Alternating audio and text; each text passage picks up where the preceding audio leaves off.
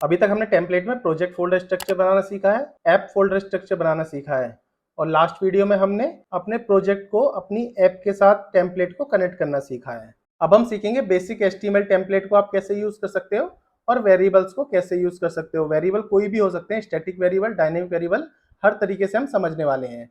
तो टेम्पलेट का जो भी बेसिक अंडरस्टैंडिंग होती है HTML के साथ टेम्पलेट को हम कैसे लिंक कर सकते हैं, इसको मैंने 5 पार्ट में डिवाइड किया है। तो 5 पार्ट में हम टेम्पलेट में जो भी HTML यूज होता है, जितने तरह की वेरिएबल्स यूज होते हैं, जो भी लॉजिक यूज होता है, सब चीज हम कवर करने वाले हैं।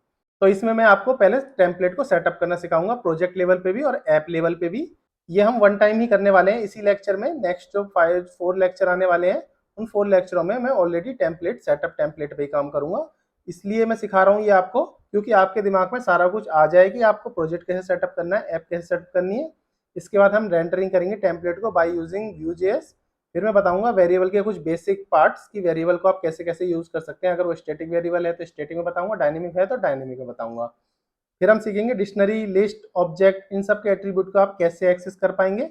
नेस्टेड वेरिएबल्स के बारे में भी कुछ जानेंगे और डिफॉल्ट वैल्यूज के बारे में भी जानेंगे।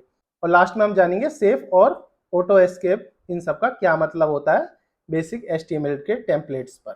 तो ठीक है, चलते हैं अपने VS कोड पे और क्रिएट करते हैं एक आज का नया प्रोजेक्ट। तो नए प्रोजेक्ट के लिए आपको क्या लिखना है, जेंगो एडमिन स्टार्ट प्रोजेक्ट, और प्रोजेक्ट का नाम क्या रखेंगे, माई प्रोजेक्ट 4 ऑलरेडी है तो माई प्रोजेक्ट 5, माई प्रोजेक्ट 5। तो यहाँ पे एक प्रोजेक्ट क्रिएट हो गया है, माई प्रोजेक्ट 5। तो इसके अंदर एक एप्लीकेशन भी क्रिएट कर लेते हैं, CD करके चले जाते हैं पहले माई प्रोजेक्ट 5 के अंदर। अब अपनी एक एप्लीकेशन क्रिएट करते हैं, python3 manage.py स्टार्ट ऐप, और एप्लीकेशन का नाम रख देते हैं ब्लॉग। ठीक है, नॉर्मल हमने एक ब्लॉग एप्लीकेशन भी इसके अंदर क्रिएट कर ली।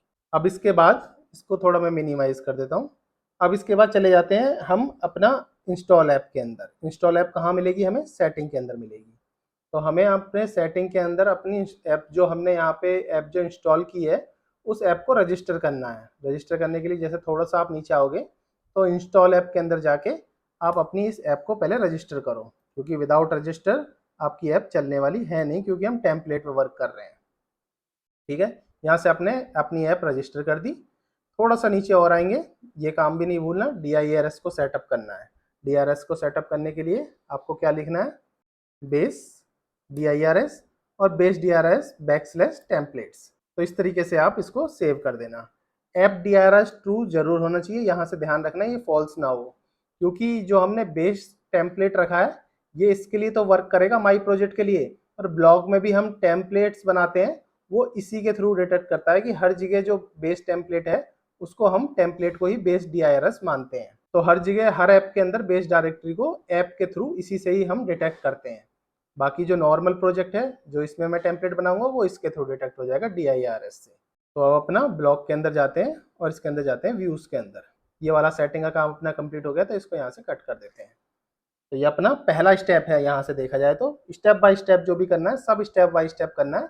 ब्लॉग के अंदर व्यू में जाके पहले अपना व्यू बना लेते हैं, फिर इसके बाद हम टेम्पलेट जो भी है इसमें क्रिएट करेंगे। ठीक है, यहाँ पे गए फ्रॉम डेट टाइम, तो इस तरह से आप इस तरह से इंपोर्ट कर देते हैं, from date time import date time.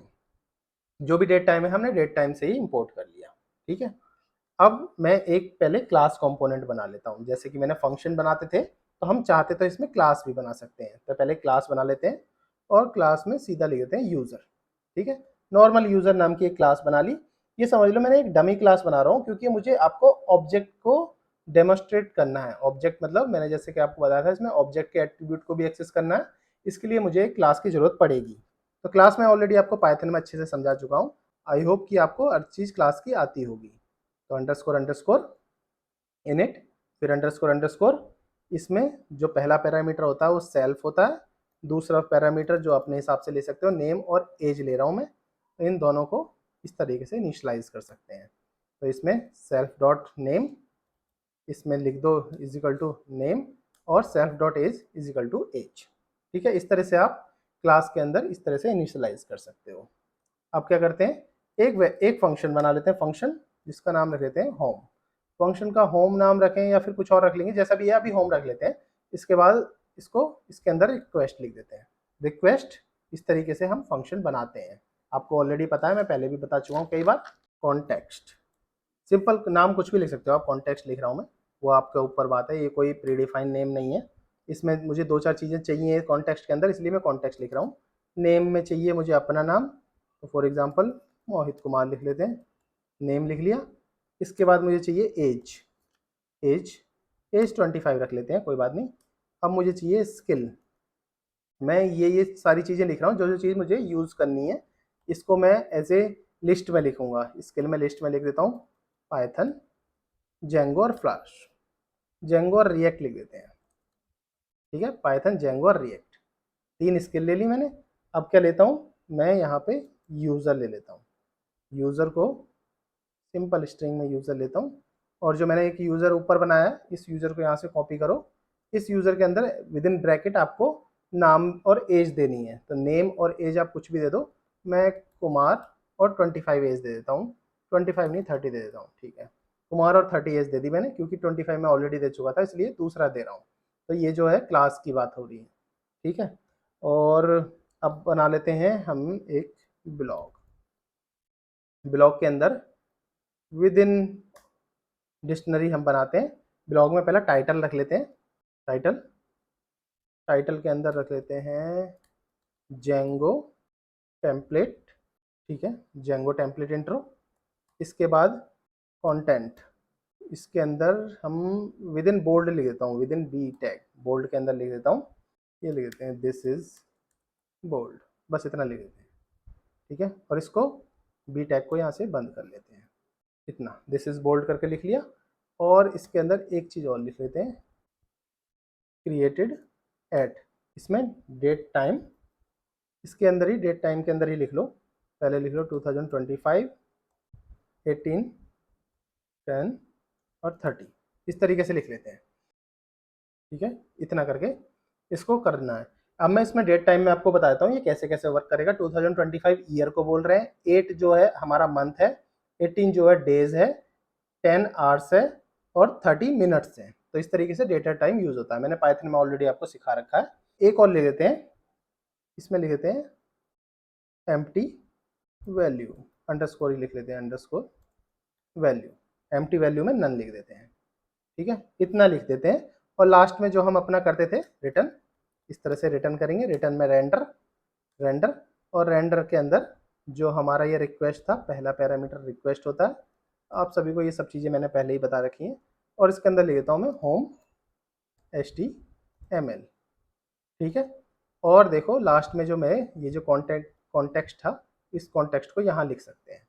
देखो कॉन्टेक्स्ट को लिखने का 3 तरीके होते हैं, या तो आप कॉन्टेक्स्ट इजिकल टू कॉन्टेक्स्ट लिख लो, या फिर आप सिंपल कॉन्टेक्स्ट लिख लो, या फिर जो अगर ये कॉन्टेक्स्ट ऑलरेडी करली ब्रैकेट के अंदर है, मतलब डिक्शनरी के अंदर है, अगर ये डिक्शनरी के अंदर ना होके एक एरे में होता है या किसी और चीज़ में होता, तो इस कॉन्टेक्स्ट को हम विद इन इस तरीके से लिखते हैं करली ब्रैकेट, क्योंकि हमारा जो है ये डिक्शनरी का पार्ट है, जो थर्ड पैरामीटर होता है उसमें डिक्शनरी में लिखा जाता है।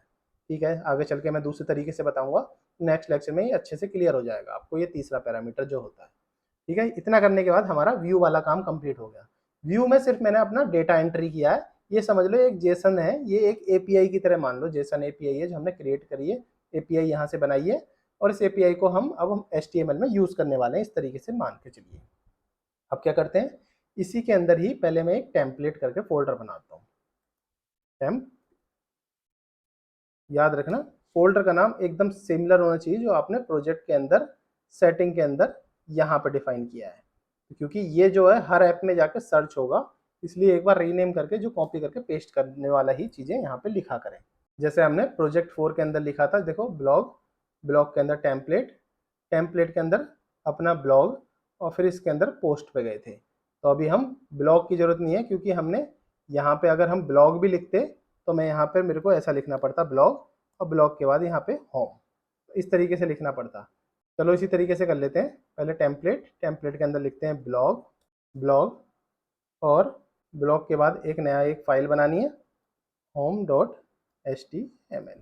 ठीक है, home.html फाइल बना ली। तो HTML फॉर्मेट मैंने कॉपी किया हुआ था, उसको यहाँ पे पेस्ट कर देते हैं। तो इस तरह से एक टाइटल बना हुआ है, एक बॉडी बनी हुई है, राइट क्लिक करके चाहो तो इसको फॉर्मेट भी कर सकते हो डॉक्यूमेंट को। इसमें मैं क्या करता हूँ, पहले टाइटल में, अभी देखो मैं ये स्टैटिक फॉर्मेट बना रहा हूँ क्योंकि मैंने माई प्रोजेक्ट के अंदर कोई टाइटल नहीं बनाया, सिर्फ आपको समझाने के लिए मैं इसी में डायरेक्ट काम कर रहा हूँ। तो मुझे सिर्फ आपको समझाना है कि HTML किस तरीके से वर्क करता है और वेरिएबल किस तरीके से वर्क करते हैं, बस इसी चक्कर में मेरे को सारा कुछ मैं इसमें लिख रहा हूँ HTML, बाकी ना कि प्रोजेक्ट में लिख रहा हूँ। ठीक है, अपना लिख देते हैं, #1 लिख देता हूँ यहाँ पे, और टेम्पलेट बेसिक सीखेंगे आज हम टेम्पलेट के बारे में। तो टेम्पलेट का बेसिक हमने टाइटल में लिख दिया। ठीक है, और बॉडी टैग के अंदर जाते हैं अब हम, इसमें मैं H1 टैग में लिख देता हूँ टेम्पलेट बेसिक, इसमें भी टेम्पलेट बेसिक लिख दिया। अब मैं आपको दो चीज़ें बता देता हूँ कि अगर आप जेंगो में टेम्पलेट के साथ वर्क करेंगे तो कमेंट करने के 3 तरीके होते हैं। कमेंट्स मतलब कि ऐसा कोई कोड जो सिर्फ आप ही पढ़ सकें, ब्राउज़र में रन ना हो, वो नॉट इक्वल टू करके इस तरीके से ऐसे ऐसे ऐसे, और दिस इज कमेंट कर सकते। इस तरीके का कमेंट जो होता है, आप ध्यान रखो ये थोड़ा सा रेडिश कलर में आ रहा है, तो इस तरीके का कमेंट जो है ये HTML कमेंट सोर्स कोड में दिखाई देता है। मतलब कि ये कमेंट आपके कोड में कोई इम्पैक्ट नहीं देगा, बट ये जो कमेंट है ये आपके सोर्स कोड में देख पाओगे। सोर्स कोड की बात करूं तो आप ब्राउजर में जाकर राइट क्लिक करके इंस्पेक्ट करोगे तो वहां पे ये दिखेगा। तो ये वाला कमेंट जो है जनरली हम अवॉइड करते हैं, ये नहीं करते। बाकी मैं अभी के लिए आपको ये लिख देता हूँ सिर्फ दिखाने के लिए। इतने इसमें एक तरीके का कमेंट ये हो गया। एक कमेंट होता है, मैं एक और दिखा देता हूँ, दिस इज फर्स्ट कमेंट लिख देता हूँ, फर्स्ट कमेंट।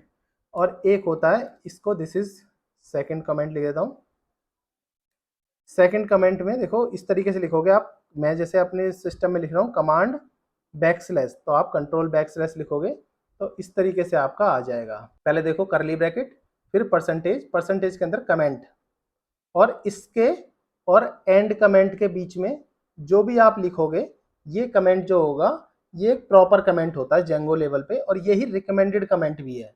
इसमें क्या होता है, ना ही ये आपको UI में दिखेगा, ना ही ये आपके सोर्स कोड में दिखेगा जहां भी आप रन करोगे। कंपाइल टाइम में भी जब ये आपका कोड ही रन होगा तो ये प्रोडक्शन पे भी नहीं जाएगा। तो इस तरीके का कोड ही, इस तरीके का कमेंट ही हमें यूज करना चाहिए। और हाँ, ये मल्टी लाइन भी है, अगर चाहोगे तो आप सेकंड लाइन, तो इस तरीके से ये कितनी भी लाइन में लिख सकते हो। तो यहाँ लिखो, कैसे भी लिखो। ठीक है, 2 तरह के कमेंट हो गए। एक तरीके का कमेंट और होता है, अगर सिंगल लाइन में आपको कुछ कमेंट लिखना है तो आपको सिंपल इतना लिख के और हैश लिखना है, और हैश लिख के दिस इज थर्ड कमेंट, और हैश से ही बंद कर देना है। तो ये वाला जो कमेंट है ये सिंगल लाइन कमेंट के लिए यूज होता है, और ये भी कंप्लीटली हाइड रहता है, ये भी कहीं नहीं दिखता, ना सोर्स कोड में दिखता, ना UI में दिखता, ना ये रन टाइम पे दिखता। तो ये तीनों चीज़ें ये हमारे कमेंट में यूज होती हैं। फर्स्ट ये तरह का कमेंट जो सोर्स कोड में ईजिली दिखेगा, ये वाला मल्टी लाइन के लिए, और ये वाला सिंगल लाइन के लिए। और जो रिकमेंडेड है, जो जेंगो रिकमेंड करता है वो इसको रिकमेंड करता है। इस तरीके से हमें यूज करना चाहिए। ठीक है, इतना मैंने कमेंट के बारे में जरा सी आपको बेसिक दे दी। बाकी आज के ये लेक्चर में था नहीं ये लेक्चर का पार्ट, बट मेरे को जनरली याद आया तो मैं आपको कमेंट के बारे में बता दिया। अब हम पहले जो हमारा पहला पॉइंट है, हमारा वेरिएबल का हम बेसिक पढ़ेंगे कि वेरिएबल को हम कैसे असाइन कर सकते हैं, कैसे हम अपनी UI पे दिखा सकते हैं। तो इस तरीके से हम यहाँ पे जाता हूँ और अपना लिखता हूँ सिंगल वेरिएबल। इतना लिखने के बाद अपना इसको पहले कमेंट कर लो। तो ये हमारा पहला पॉइंट है, सिंगल वेरिएबल। तो इसको थोड़ा सा गैप दे देते हैं और इसके नीचे लिखते हैं। तो सिंगल वेरिएबल आप कैसे लिख सकते हो, पहले आप जाओ व्यू में, कॉन्टेक्स्ट में सबसे पहला पॉइंट क्या था, नेम और एज। हमें नेम और एज हमारा इसमें चाहिए, HTML के अंदर चाहिए। तो नेम और एज कहाँ से मिलेगी, कॉन्टेक्स्ट से मिलेगी। कॉन्टेक्स्ट के अंदर नेम और फिर एज है, तो ये डायरेक्टली यहाँ से लिंक है, कॉन्टेक्स्ट, नेम और एज। तो अब इसको उठाने के लिए मुझे क्या करना पड़ेगा, पहले मैं रखूंगा ये नॉर्मल p टैग और यहाँ पे लिखूंगा नेम। ये नेम मेरा स्टैटिक नेम है, मतलब ये स्टैटिक है जो भी हम लिख रहे हैं। अब जो होगा ये डायनेमिक होगा। डायनेमिक में मैं ऐसे नेम लिखूंगा, देखो डबल करली ब्रैकेट के बाद जो आप नेम लिखोगे वो एक डायनेमिकली आपको निकल के आएगा। तो इस तरह से करोगे, इस तरह से करोगे और p टैग करोगे, p टैग करा और इस तरह से बंद कर दिया। तो p टैग में आप यहाँ से नेम देख पाएंगे। तो अभी क्या करते हैं, पहले ना मैं थोड़ी सी चीज़ देख लेता हूँ कि हमारा कोड ठीक चल भी रहा है, टाइटल दिख रहा है कि नहीं दिख रहा है, कमेंट्स दिख रहे हैं कि नहीं दिख रहे हैं, ये normal static HTML p tag दिख रहा है कि नहीं, और ये हमारा नॉर्मल डायनेमिक वेरिएबल जो हमारे व्यू से मिल रहा है वो हमें मिल रहा है या नहीं मिल रहा है, पहले ये चेक कर लेते हैं। उससे चेक करने से पहले हमें एक छोटी सी कमांड और लिखनी होती है। वो क्या लिखना होता है, हमें अपने ब्लॉक के जो यूआरएल है वो हमारा मैपिंग करनी पड़ती है। तो मैपिंग करने के लिए सबसे पहले हम अपने इस यूआरएल यहाँ पे यूआरएल बनाएंगे ब्लॉक के अंदर। तो ब्लॉक के अंदर कैसी तरह से यूआरएल बनाते हैं, urls.py, इस तरीके से हम बनाएंगे। और इसके अंदर हम प्रॉपर जो लिखते हैं, फ्रॉम करके जेंगो से यूआरएल से पाथ निकालना है और व्यू से होम निकालना है। इंपोर्ट व्यू फ्रॉम व्यू लिखना है, नॉर्मल लिखना है, व्यूज सारा कुछ नहीं, क्योंकि हमारा व्यूज नाम से ही है व्यू के अंदर।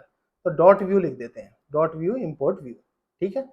अगर यहाँ डॉट व्यू लिखता तो यहाँ पे होम लिखना पड़ता, क्योंकि व्यू के अंदर ये डायरेक्ट चला जाता, तो मुझे इस होम को डायरेक्ट उठाना पड़ता। तो इसमें क्या पता एक फंक्शन हो, दो फंक्शन हो, क्लासेस हो, तो इसके लिए पूरा का पूरा ही व्यू उठाना सही रहता है। ठीक है, इतना उठा लिया। और उसके बाद यूआरएल पैटर्न में सिंपल इस यूआरएल के अंदर हमें लिखना है पाथ। पाथ से हम इस तरह से उठा लेंगे, व्यू डॉट होम से हम होम फंक्शन को कॉल कर लेंगे इधर से नॉर्मल। ये जो व्यू के अंदर होम है ये डायरेक्ट कॉल कर लेंगे। इस होम से ही लिंक है यूजर्स भी, क्योंकि यूजर्स भी इसके अंदर ही है क्लास, और सब कुछ रिटर्न भी रेंडर यही कर रहा है। तो ठीक है, और नेम अपना यूनिक नेम है तो होम ही लिख देंगे। ये वाला कंप्लीट हुआ काम। अब ये यूआरएल की मैपिंग अपने प्रोजेक्ट में भी करनी है। तो यूआरएल में जाओ, नीचे आ जाओ थोड़ा सा, और यहाँ से इतना इंक्लूड कॉपी कर लो, पाथ के बाद यहाँ से कॉमा लगा के इंक्लूड लिख लो, और इसको डायरेक्ट कॉपी कर लो। इसको मैं ऑलरेडी आपको ये सारी चीज़ें कई बार समझा चुका हूँ। तो इधर इतने के बाद यहाँ पे ये ब्लॉग लिख लिया, ब्लॉग ना लिख के सिंपल लिख लो इतना ही, ब्लॉग डॉट यूआरएल में खाली उसमें ही हम दिखा देंगे, हमें कहीं यूआरएल नहीं सेट करना, होम पेज पे दिखा देंगे। यहाँ भी मैंने होम पेज ही रखा हुआ है। तो ये दोनों काम कंप्लीट करने के बाद अपनी एप्लीकेशन को रन कर लेते हैं। एप्लीकेशन रन करने के लिए थोड़ा सा ऊपर आते हैं और लिखते हैं पाइथन 3 manage.py रन सर्वर। इतना लिखेंगे तो हमारा एक सर्वर का एक यूआरएल आ जाएगा। इसको कॉपी कर लो और इसको अपने इधर ओपन कर लो। तो ये देखो हमें यहाँ पे टेम्पलेट बेसिक दिख गया। टेम्पलेट बेसिक अब मैं ध्यान से समझना, आप इसको मैं नीचे कर लेता हूँ। टेम्पलेट बेसिक h1 टैग में मिल गया था, और देखो #1 टेम्पलेट बेसिक हमें ऊपर मिल गया था, क्योंकि ये as a part of title था, और टाइटल हमें ऊपर दिखता है। h1 टैग में ये दिख गया, और p और डबल p टैग में हमें ये दोनों दिख गए। थोड़ा सा मिनिमाइज करता हूँ। और नेम में मेरे को मोहित कुमार मिल गया। देखो नेम इज इक्वल टू, ये नेम था, और ये नेम कहाँ से मिला था, मोहित कुमार यहाँ से मिला था। तो नेम को आप इस तरीके से यूज़ कर सकते हैं। तो एक वेरिएबल और क्रिएट करके दिखा देते हैं। नॉर्मल इसको ही कॉपी कर लो, इसके नीचे पेस्ट मार दो।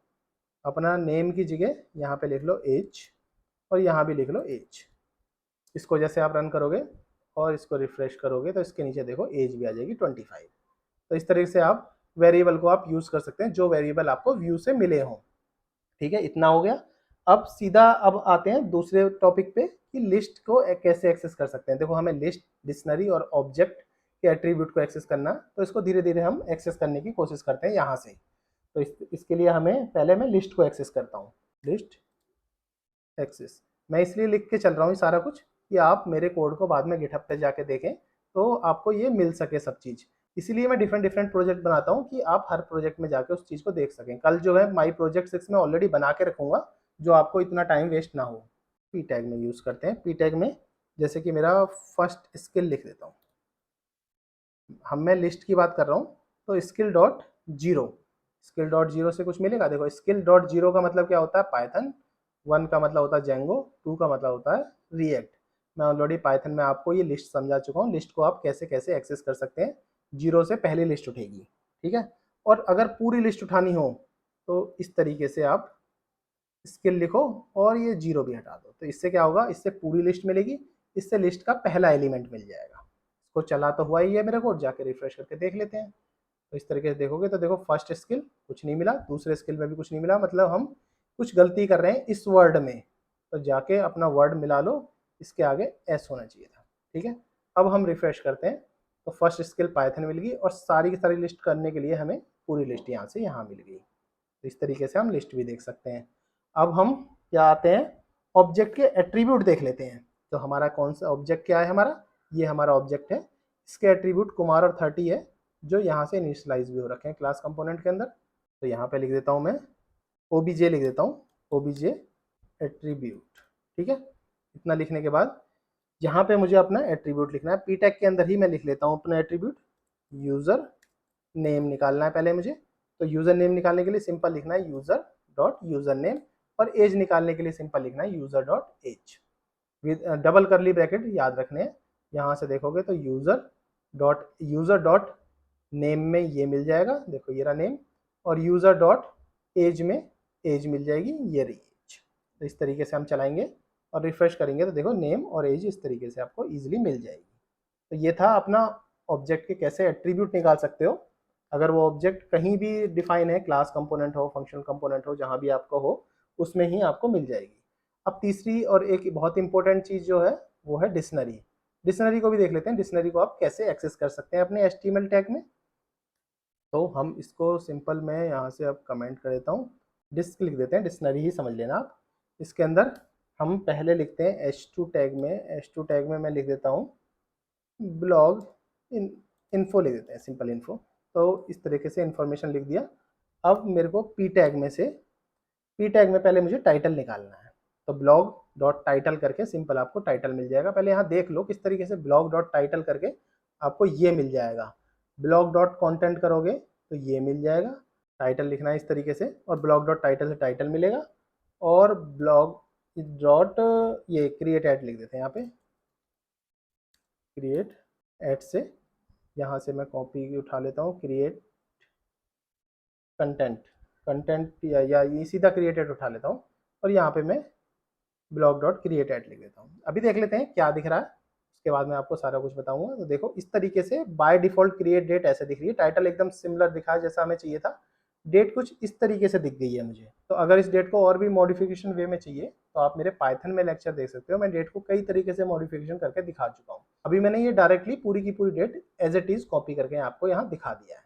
ठीक है, अब मैं इसमें एक चीज़ और थी, इसमें जो कंटेंट था वो मैंने ना बोल्ड में लिखा था, ये इंटेंसली लिखा था ये बोल्ड में मैंने, कि आपको मुझे ना इसमें दो कॉन्सेप्ट समझाने थे।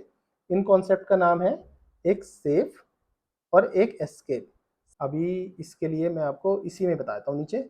इसमें देखो मैं पहले पी टैग लिख देता हूँ, पी टैग में यहाँ से जो भी कंटेंट था ये कंटेंट यहीं से लिख लेते हैं, कॉपी कर लेते हैं, यहाँ पेस्ट करते हैं इस तरीके से, और कंटेंट को ऐसे लिख देते हैं। अब ब्लॉग डॉट कॉन्टेंट इस तरीके से आप यहाँ से इसको कॉपी करते हैं। ब्लॉग डॉट कॉन्टेंट तो चाहते तो आप इस तरीके से लिख सकते थे, और जब इसको आप देखते अपने यूआई पे देखते तो दिस इज ब्लॉग करके बोल्ड टैग में दिख रहा है, देखो बोल्ड में ही दिख गया दिस इज बोल्ड।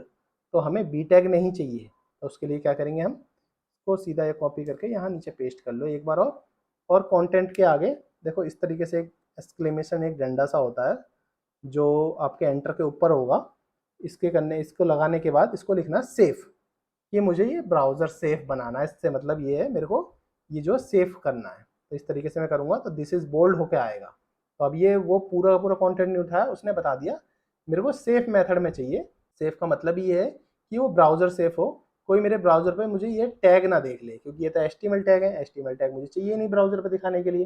ठीक है, अब इसके बाद आते हैं हम अपनी डिफ़ॉल्ट वैल्यू। डिफ़ॉल्ट वैल्यूज़ हम कैसे दिखा सकते हैं, जैसे कि फॉर एग्जांपल एम्प्टी वैल्यू नल है, कि हमारा ये कोई वैल्यू है जिसको नल रखा हुआ है इनिशियल में, या फिर यहाँ कोई वैल्यू नहीं है ब्लैंक है। तो इस कंडीशन में हम क्या करेंगे, हमें एक डिफ़ॉल्ट वैल्यू देनी होगी, कि हमें बताना होगा कि हम पे डेटा नहीं है यहाँ पे या फिर कुछ एरर है। तो इस हिसाब से मैं आपको समझाने वाला हूँ। देखो इस तरह से लिखते हैं हम, तो यहाँ लिखता हूँ डिफ़ॉल्ट एम्प्टी वैल्यू, इस तरीके से आप लिख सकते हैं वैल्यू, इस तरीके से आप लिख सकते हैं विद डबल करली ब्रैकेट के अंदर। आपको लिखना है यहाँ से पहले उठा लो जो भी आपकी थी, यहाँ से एम्प्टी वैल्यू थी, यहाँ से उठा के एम्प्टी वैल्यू यहाँ पेस्ट कर दी, और इस तरीके का देखो एक्सक्लेमेशन लगाना है इस तरह से, और यहाँ लिखना डिफ़ॉल्ट। जैसे आप डिफ़ॉल्ट लिखोगे तो इस तरीके से आप कुछ इसको एक वर्ड दे सकते हो जो भी आपको डिफ़ॉल्ट लिखना है, या फिर नो वैल्यू प्रोवाइडेड लिखना है, या फिर नो डेटा लिखना है, वो आपके हाथ में है। कस्टम जो भी आप चीज़ यहाँ लिखोगे वो आपको दिख जाएगी। फॉर एग्जाम्पल मैं आपको चला के दिखाता हूँ, यहाँ से रिफ्रेश करता हूँ, तो डिफ़ॉल्ट वैल्यू में जो आपने लिखा था वहाँ पे मिल गई नो वैल्यू प्रोवाइडेड। इसी हिसाब से आप चाहते अगर यहाँ पे कोई वैल्यू होती, फॉर एग्जांपल नन को मैं स्ट्रिंग बना देता हूँ, तो आपको ये नॉर्मल नन दिखता।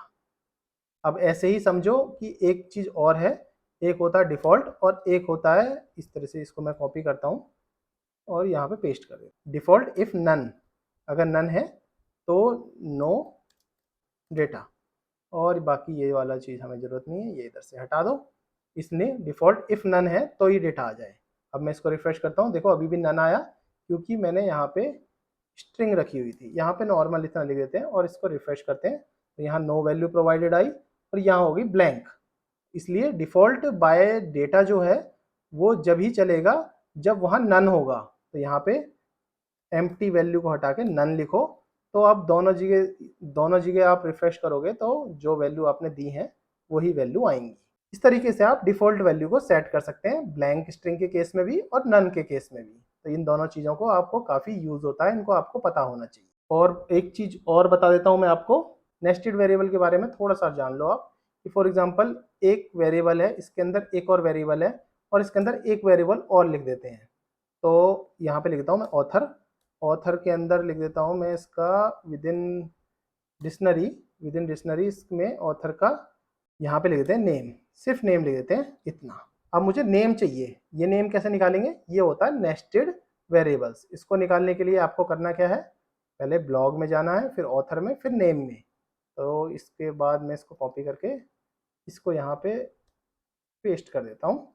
तो पहले ब्लॉग में जाना है, इस तरीके से इस ऑथर में जाना है, ब्लॉग डॉट ऑथर और डॉट नेम। इस तरीके से आप करोगे तो इसका नाम भी, पहले कंटेंट का नाम भी नेम भी रख लेते हैं, और ये अब जाके देखते हैं कि हमारा ये काम कर रहा है नहीं कर रहा है। तो आप नेम देखोगे तो इस तरह से मोहित कुमार आपको नेम भी मिल जाएगा। तो आप चाहेंगे तो नेस्टेड वेरिएबल भी इस तरीके से निकाल सकते हैं। तो आई होप टेम्पलेट का बेसिक अंडरस्टैंडिंग आपको पता चल गई होगी, कैसे हम डायनेमिक वेरिएबल को यूज़ कर सकते हैं। और अभी तो ये चलो शुरुआत था, पहला लेक्चर था, तो मैंने आपको बेसिक चीज़ें कराई हैं। तो आने वाले 3-4 लेक्चर में आप टेम्पलेट के बारे में इतना सब कुछ सीख जाओगे कि आप 90% जो है टेम्पलेट के फॉर्मेट को यूज़ करना सीख जाएंगे, एचटीएमएल में कैसे यूज़ करते हैं। अदरवाइज और भी बहुत सारी चीज़ होती हैं टेम्पलेट के अंदर, धीरे धीरे आप प्रैक्टिस करोगे तो सब चीज़ें आ जाएंगी आपको। अगर आपको मेरी वीडियो इन्फॉर्मेटिव लग रही हो तो अपने दोस्तों के साथ जरूर शेयर करें और मेरे चैनल को सब्सक्राइब करना ना भूलें। Thanks for joining.